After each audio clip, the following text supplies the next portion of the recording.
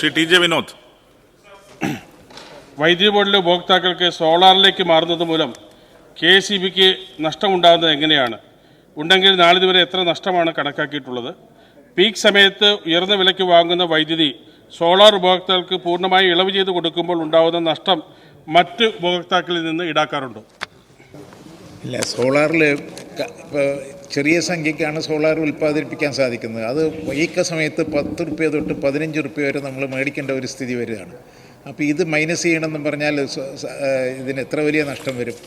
അത് നമ്മൾ പരിശോധിച്ചിട്ടാണ് പീക്ക് സമയത്തും ഒരു 3 സ്റ്റേജായിട്ട് ഇത് ചെയ്യാൻ. പകൽ 6 മണി മുതൽ തൊട്ട് വൈകുന്നേരം 6 മണി വരെ ഒന്ന്, 6 മണി മുതൽ തൊട്ട് 11 മണി വരെ ഒന്ന്, 11 ശേഷം വേറെ, 3 സ്റ്റേജായിട്ടാണ് ചാർജ് എടുക്കാൻ തീരുമാനിച്ചിരിക്കുന്നത്. അതല്ലെങ്കിൽ ഇതൊരു വലിയൊരു നഷ്ടം വരും. 10 രൂപ കൊടുത്തത് ഈ 2 രൂപ 25 പൈസയ്ക്കുള്ള മൈനസ് ചെയ്താൽ വലിയ നഷ്ടം വരില്ലേ?